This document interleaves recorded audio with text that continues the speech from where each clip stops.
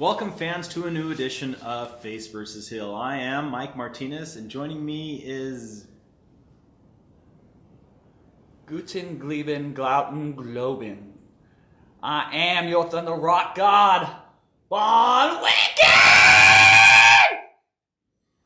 That guy. I think on this show, well, before we get started, the emails have been flooding in. I don't know what you read out of there that touched so many people. It touched my eardrums. But you got anything? Actually, I'm glad that you brought that up, Miguel. But once again, yes, I do. All these emails, I can't let the Rock congregation down. With that being said, I'd like to start with the next verse. Okay. And it goes a little like this. Okay. They come from the land of the ice and snow, where the midnight sun and the hot springs blow. Hammer of the gods. They drive their ships to new lands to fight the horde, singing and crying, Valhalla, we are coming. And that's gonna end that. Amen. All praise to the Von Wicked. Sorry, I'm touched. Can't speak. Very moving, very touching. So let's just get to the Rock of all ages right now. No, not the Rock, Dwayne Johnson. Let's talk about what was once a strong Rock federation and is now pretty much evaporated into dust. It's TNA. Let's just start the show talking about I thought TNA. you were talking about Revolutionary Pro Wrestling. I'm sorry. Oh, come on now. Roots. We got roots there. Let's go ahead. Where was it? TNA. So at one point, we touched on it last week. Jeff Jarrett founded TNA. It was doing pretty good until they decided to run up against WWE, which was one of their biggest mistakes. They've had several biggest mistakes, but at one point they had this rejuvenated X division, which was kind of better than the cruiserweight division, only in the sense of there wasn't really a weight restriction. They had some big name players over there. The matches were different. The six-sided ring was different. At one point, it was off the hook, and now it's just kind of like, who cares anymore, you know? Well, I think the problem is when they first started up, they were kind of like an ROH. It was mostly about the wrestling. It wasn't too much about this guy or that guy. What division you're talking about is the X division, if I remember correctly. Oh my God, what'd I call it? I don't think you called it anything at all, but that's all right. Okay. I'll correct you anyways. Too much in my Anyways, back to the X division. They had Low Key, Samoa Joe, AJ Styles, Christopher Daniels, Frankie Kazarian, Shane, Michael Shane, whatever the heck his name. I mean, they had a slew of all the up and coming youngsters, and really, until they were coming up, they were coming up strong. But if you're gonna try to, his problem is he's trying to run against WWE, who's got major stars. They got drawing power. The only way you're gonna outdo them is not by people don't know the young guys' names. They have to see it. Once they see it, they will buy into it. Then you hook them. But the problem is you have to get on the platform to get it. And then you have people like Hulk Hogan. He comes in. What do? They get rid of the six-sided ring. WWE starts releasing people. They start bringing them all in because, they need the drawing power. Everybody's heard of it. There's a reason why WWE let them go. Because guess what? WWE don't need them. So if you're relying on the sloppy seconds, you're probably not going to go very far. And that's basically, now they're hanging on Ethan Carter III's nuts. Dude's garbage. Is he even really related to the Carters? I don't even know. Oh, I was just going to say, if it wasn't for sloppy seconds, I'd never get anything at all. But, yeah, I totally agree. I think that... one day, let me tell you, one day, with enough prayers and training, enough sex, drugs, and rock and roll, you too could have a body like Von Wicked. So no worries. I'm hoping. Let's keep it going. Hopefully you got that check from last week from the offering I got. Oh, yes. We are very proud to have you as a member of the Rock $2 congregation. is all I could do, but I swear, $2 should go a long way. Enough for a drink. That's true. Let's For a drink. let's move right along. Let's move to something completely opposite, something earth-shattering, something glass-shattering. Stone Cold Steve Austin at one point. You want to talk draw? Biggest draw in WWE at one point. Stunning Steve Austin in WCW. Went to ECW. Stone Cold was basically born. Floundered a little bit as the ringmaster, and then just blew up with Stone Cold Steve Austin and Austin 316 back at King of the Ring '96. Against Jake the Snake. The Snake. What does it take? And this is kind of a two-part. I'm kind of dragging things. I'm kind of really just going to go more than a face and heel thing here. What does it take for WWE really to get somebody to that level once again? Somebody that's that big, somebody that can just go over the top, just do whatever the hell they really want to do and get away with it. What is it going to take for that character to evolve again? I think it's going to be a while because there was an oversaturation of characters like that. Everybody, they had Stone Cold, The Rock. It's just they kept pumping up all these different people. But I mean, it's smart too. That's what you want to do. You want to pump up all your guys. You don't want them to all be Joe Schmoes. I mean, or else nobody wants to see them. Yeah. But I would say that without a doubt, I don't think there will ever be another Stone Cold. Just like there won't be another Hulk Hogan, though John Cena's trying real hard. But if you ask me, Stone Cold will probably go down as probably number one wrestler of all time. Let's look because of that attitude era. Let's go heel here for a minute. Let's swerve on him. And you remember when he was supposed to job to Brock Lesnar, King of Ring qualifying match? I do remember him. So he ended up walking out. A lot of people sided with him. Some people disagreed with him. Some people, like The Rock, literally disagreed with him on Monday Night Raw in front of thousands and millions of people. But we talked about before how Brett didn't really go through with what his boss told him to do. We mentioned on our show a few weeks back. But in a situation like that, granted there wasn't really a lot of build-up. It could have been a big money thing. When you're asked to do something and you don't do it, what type of message does that send to the rest of the locker room? And what do you think? Was he right in that? Was he wrong in that? What is your opinion? What's your take, being a former pro wrestler yourself?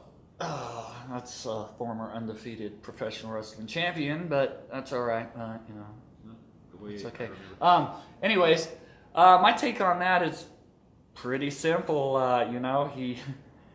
He was supposed to do what he was supposed to do, and he had let his head get to him. He thought he was bigger than the company, much like Brett did, and bigger than the boss. And ain't nobody bigger than the boss.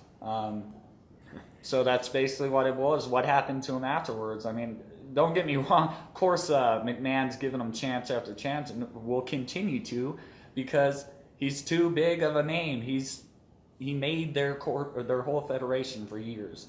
Or one of the main people. He was definitely probably the biggest during that era. And speaking of not crossing the boss, I mean, our boss over here, we know our role. So, just we slip a middle finger your way or whatever. Just know it's out of love.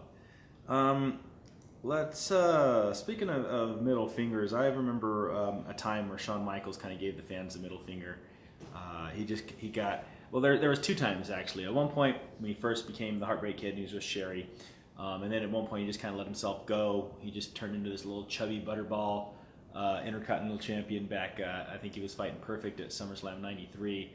He was dealing with some drug issues. Wherever WWE suspended him, they ended up bringing. He was suspended as Intercontinental Champion. They ended up bringing they had a tournament for an Intercontinental Champion. Razor Ramon won, and they fought at WrestleMania 10 to determine who the real champion was. They had both belts hanging up and stuff like that. So it ultimately ended up in a good thing. Eventually he went back to normal skinny HBK. But then right around the time Degeneration X was kind of happening. I know he was in a lot of pain at that time, and they were feuding with the Hearts, and him and Brett were starting to have more and more problems. He basically just kind of gave an FU to the fans, just the way he would just kind of show up and just conduct himself and not really kind of be, he was supposed to be the biggest draw in that company. He didn't care. He didn't care to be there. Exactly. He just showed up just to show up and just did the least amount of work and just, yeah. He didn't want to be there. He said on the Stone Cold podcast he came this close to going to WCW because Nash and Hall were there. I guess McMahon said something like, buddies. Yeah, McMahon said something like, you do that, they're just going to kill Shawn Michaels. They have no idea what to do with the Shawn Michaels. It'll just be momentum for like a week or two, and then everything will be downhill for you. And luckily, he stayed. It's and got probably his shit true, together. though. Probably true. Bret Hart's the He would have just example got of that, lost really. in the mix. But I mean, he gave an FU to the fans, and then kind of let's turn this, from a heel perspective back into the face perspective. He came back in 2004. He had turned his life around or whatever. He looked like he really didn't miss a step too much, and he actually had some pretty good matches with Angle, with Flair, with Hunter. He actually kind of pulled it off. But I mean, just think of a guy like that. You talk about what guys have done for the business in terms of merchandise or just overall selling a crowd out. But when you talk about the overall picture in terms of in the ring work, I know a guy that flew off the ring ropes named Wicked at one point was probably inspired by the Heartbreak Kid, Shawn Michaels. What do you think in terms of that, Shawn Michaels? Not giving the FU to the fans, kind of in ring wise, did he kind of compensate? I would say he's probably compensated. I mean, obviously he's had some Iron Man matches, if I'm correct. I'm pretty sure. He's done a few of those, and he's without a doubt given quite a bit of his body to the wrestling business. So I wouldn't be surprised in another 10 years if he's in a wheelchair, honestly. he is kind of limping around now as it is, actually. He's gonna do the super kick out of the wheelchair. I remember only him, the midgets. All right, I remember him. That's a two-part thing. I remember him super kicking Brett in a wheelchair, and I remember him fighting a Brett midget. But anyways, that was a whole other story. Just like my last weekend was, which sounded much like that. Recently, Titus O'Neil was suspended. Here's a guy. He's a young guy from the Primetime Players. He's been an on again, off again. They really can't do much with him. But what I wanted to touch on with you real quick was, I guess there's a segment during Daniel Bryan's retirement speech where I think he's a big 6'7", 300-pound, jacked up former offensive tackle or something like that. But awesome dude. But I guess not Moose. He grabbed. No, it's like his brother. Okay. But no, he grabbed a hold of Vince or something like that, and apparently it was in a playful action. But Vince didn't like that and suspended his ass for 90 days. What kind of message do you think nowadays is that sending to people? Whether or not it was done out of intention or whether it was done out of just playing around. He wasn't one of the biggest stars, but he was definitely a type of guy. Back in the day, like when Hunter was able to be that guy that Vince could pick on because the clique left all to WCW except for Shawn, who was a champ, so Hunter got it. So now he can pick this guy out of the crowd who's really a nobody. What kind of message does that send? It sounds to me that maybe he thought he was Vince was cooler than he was. Maybe he thought he could play around with Vince, and Vince just wasn't having it. You're a newbie. Don't be playing around with me.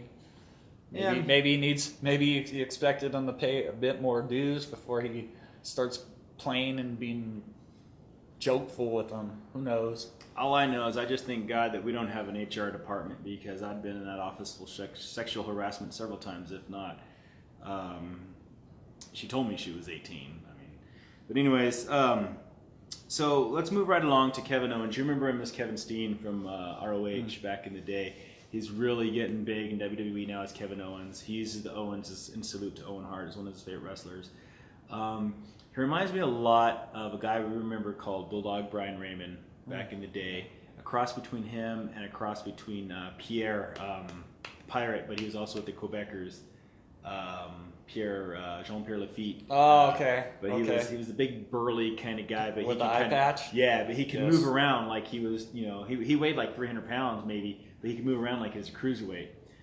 Kevin Owens kind of brings that style where he's a badass. He can beat your ass, but he flies around, does these cannonballs, and he does these sentons and stuff like crazy. So it kind of reminds me of a Samoa Joe. There you go. Michael Elgin type person where. Excuse me. They don't allow their size to take away from. Some people are just naturally gifted like that. Some people, some 300-pound people can run as fast as a 200-pound person. It's just the way it is. Some people are just born better than others. You know, some people are born with the rock and roll swagger and the moves like Jagger. You know, I knew that was going to segue into something. So my question is, I guess in the day and age of the pretty boys or the guys that are 5'6" but that are jacked.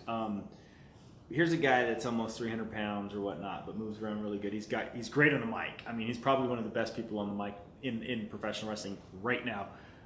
Talks hella shit on the mic, and you just gotta. I hated him in the beginning so much, but I've grown to really like. He's like that mosquito bite. You keep scratching, and then eventually like, oh, it feels good. That's kind of how it was with him. At first it was annoying, but now it's kind of cool to see him. But his frame, you know, and his style or whatever, is that something you think is gonna actually work in WWE for a long term, or what do you think? I mean, because the days of King Kong Bundy, Yokozuna, Bam Bam Bigelow, they're all kind of gone. You know, I think it'll work as long as Vince allows it to work. You know, if you got the character, if you got the work ethic, you can get over. It really doesn't matter. Your size isn't gonna matter. You know, Vince has just got a hard on for fucking muscle-bound people. That's just the way it is. That's the way it's always been. He's always been like that. He wants the biggest muscle-bound motherfuckers there are. I mean, that's just the way it is. Now, that doesn't mean he hasn't snagged on a couple of the smaller guys here and there, like a Chris Jericho or a Rey Mysterio, well, because he knew that they were over already. He just snagged up on them and basically used them for what they were already doing, you know? True. So, you know, yeah, I think he could be one of their top guys if they allow him, if they push him correctly. You know, he's without a doubt a fantastic superstar. You know, so I'll give him props on that. One thing that you remember, especially being, you know, part of pro wrestling in the back, you know, or back in our days, and part of backyard wrestling, and being, you know, the guys that like would write the stuff down, basically what they're called the creative team or the writers nowadays. And you look at how what was it, the Attitude Era, and how everything was just so nonchalant and everything was just so whack, but it was so good. Nowadays, the creative team just seems to blow. I mean, they just can't seem to make anything happen. There was like a point in time in WCW where everything just kind of was like from one week to the next was like, what? And it's kind of seems like WWE is getting in that, or kind of been that way now for the last couple of years, and they've kind of been on again, off again, with getting better than getting worse, and now they're kind of stuck in a rut again, I think. I remember my wife asked me recently, isn't there writers? Yeah, there's writers. Well, the fuck are they doing? Because this shit's stupid as hell. So that leads me to ask the question, like, I mean, do people not pay enough attention to how important these writers are? Because you got all this talent and you're doing nothing with it. I mean, you know. Well, the problem is the writers that they're bringing in probably don't have a clue anything about wrestling at all. Don't understand it. Don't get it. Never will. You know, it's going to be a big problem for him because, you know, there's a lot of there's only so many storylines, and everything's been overplayed over and over and over and over. You're going to have to figure out a way to go over the top further than you've been before, and that's, you know, that's hard to do because you can only push the envelope so far, especially when you're on TV. Yeah, exactly. That's what I was going to throw out there. You got to unless they're going straight up R-rated. I mean, that's probably the next step, honestly. And that's what we were talking about before off the air, was actually when they've gotten into this PG phase or whatever it is, because of the sponsors and the corporate and the friggin' shareholders and all this BS that wrestling is nowadays, because it's not wrestling anymore. It's just a fucking market of money basically sitting out there. It's a pillowcase waiting to be made and sold, and someone's face to be on it. So basically, you look at it from an aspect of the entertainment more versus the actual wrestling. I know guys like us, you know, we think of wrestling as wrestling, and when we get into this entertainment stuff, it's like, you know, I'm there to be entertained by watching wrestling, not entertained by watching something that I could flip over to CSI and, you know, listen to them talk for 30 minutes about something and then be like, oh, I know exactly what's going to happen and who killed what. You know, when you watch a 30-minute promo. To a hand. Yeah.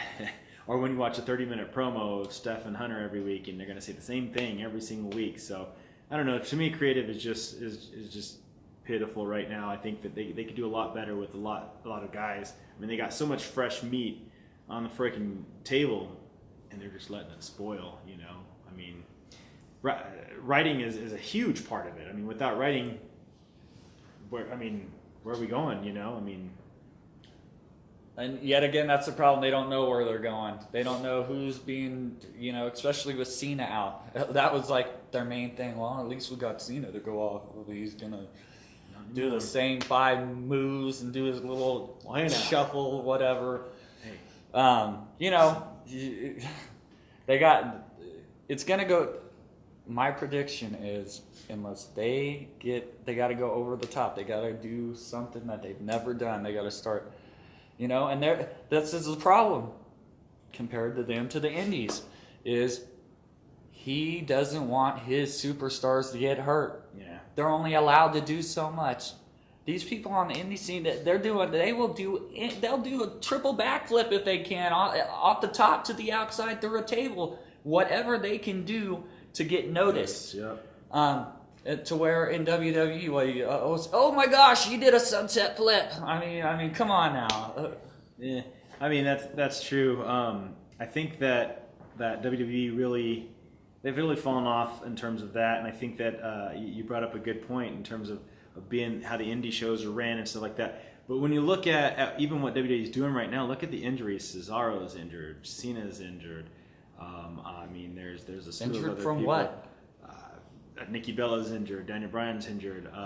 It's just for what they're doing. I mean, there's hundreds of other wrestlers that are working 10 times harder, exactly, working more shows, and who aren't getting injured. But you know, when it comes to injuries, it's pretty plain and simple. There's 2 people in the ring, so either A, you're getting hurt because you're just liable to get hurt, or B, the person you're against is not taking care of you and you're getting hurt. And so, I mean, each person's different, so obviously I don't know each of their injuries in each match, but you know, if it takes both sides, and if all these people are constantly getting injured and they're doing basic matches, something is wrong here. You know, totally agree. So I think before we close, the cowboy hat's got me kind of in a mood where I think that I'm going to ask you to relate a superstar to a song. So let's just start off with I don't know, the Sandman. What does the Sandman make you think of? Come on, there's only one song there. That's Metallica Inner Sandman. That one was too easy. Let's beef it up a little bit. How about, what does The Rock equate to? The Rock. There's so many rock songs. Which one do I feel The Rock to? Well, being a rocker myself, I think I'm going to go ahead and say Rocker by AC/DC. Okay, well, then this should be an easy one for you. What is Undertaker? What kind of rock song is The Undertaker? What kind of rock song is The Undertaker? Well, if I was him, come on, just some Slayer. Maybe Angel of Death by Slayer. All right. Let's do one more. Let's just. What kind of rock song is Triple H? Triple H. Well, if I think of Triple H, I can't help but think of one person, that's Remy. And when I think of Remy, I think the Ace of Spades! The Ace of Spades! Wonderful. I knew you'd have something for each of them. All right, fans, that is enough this week. Face versus Heel concludes. We hope you enjoyed it. We hope you tune into the next show. We're going to get crazy next time again. Maybe we can get management to get me a new cup this time. Maybe we'll get another reading from the book, The Good Book. What do you have to say in closing? You know, until next time, remember, you can still rock in America. All right, fans, we'll see you next time.